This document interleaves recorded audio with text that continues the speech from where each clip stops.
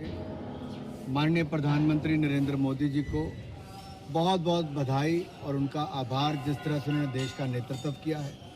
पिछले 12 वर्षों में देश को नई ऊंचाइयों पर लेकर गए, भ्रष्टाचार मुक्त शासन दिया है, भारत को नई ऊंचाइयों पर लेकर गए हैं। भारत की पहचान जो आज एक सशक्त भारत के रूप में दिखती है, ये प्रधानमंत्री मोदी जी का कुशल नेतृत्व ही है, जिसने देश को हर क्षेत्र में नई ऊंचाइयों पे पहुंचाया, चाहे वो स्पेस का क्षेत्र हो या फिर देश की रक्षा सुरक्षा की बात हो। देश को हर क्षेत्र में आगे बढ़ाया है। 12 वर्ष और देश के सबसे लंबे समय तक जो चुने हुए प्रतिनिधि के रूप में उन्होंने पूरे किए, उसके लिए प्रधानमंत्री मोदी जी को बहुत बहुत बधाई, शुभकामनाएं। हम मंदिरों में हैं, इस ऐतिहासिक मंदिर में हैं, जहां पर उनके लिए हवन, पूजा, आरती ये सब करने वाले हैं, ताकि उनकी लंबी आयु हो, उनका नेतृत्व भारत को ऐसे ही अगले कई वर्षों तक मिलता रहे, मोदी जी के नेतृत्व में हमारा भारत और आगे बढ़ता रहे, ऐसे ही हमारा प्रयास है। देश के अंदर 2014 में सत्ता परिवर्तन हुआ था और भारतीय जनता पार्टी की सरकार आदरणीय नरेंद्र मोदी जी के नेतृत्व में बहुमत के साथ पहली बार भारतीय जनता पार्टी अकेले सत्ता के अंदर आई थी। और उसके बाद दूसरी बार गवर्नमेंट बनी, फिर तीसरी बार गवर्नमेंट चल रही है।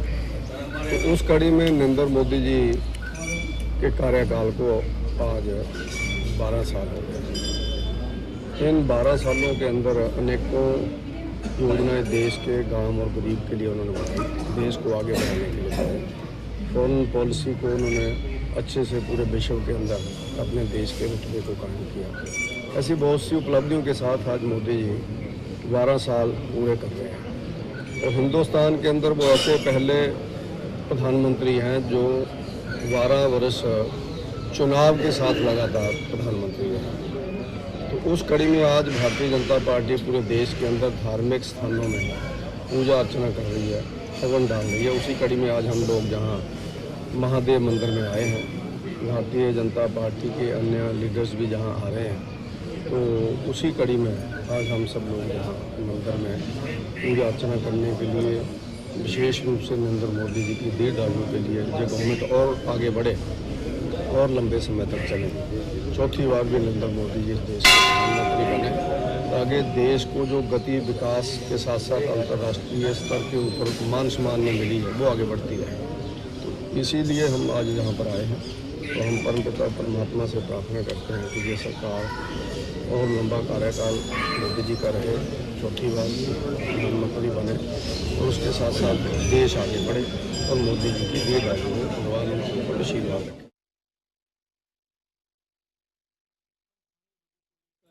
महादेव मंदिर, प्राचीन मंदिर में कहूँगा, कोटला कला पहुँचे और यहाँ पर हवन यज्ञ जो है वो हो रहा है। हवन यज्ञ क्यों हो रहा है, उसके पीछे की वजह आपको बता देते हैं कि देश के प्रधानमंत्री नरेंद्र मोदी के जो है वो 12 साल पूरे हो चुके हैं।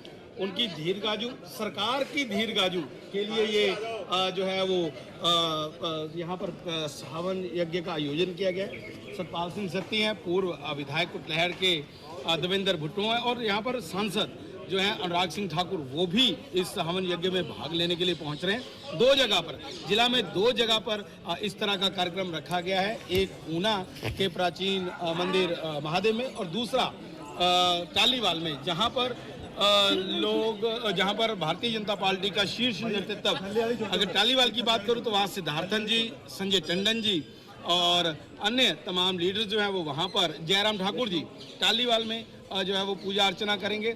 वहीं अगर मैं ऊना की बात करूं तो ऊना में अनुराग सिंह ठाकुर की ड्यूटी लगाई है। तमाम भारतीय जनता पार्टी के कार्यकर्ता यहाँ पर आप देख सकते हैं कि सतपाल सिंह सत्ती और तमाम उनके साथी यहाँ पर पाठ, पूजा अर्चना और हवन यज्ञ करने के लिए पहुँचे हुए हैं।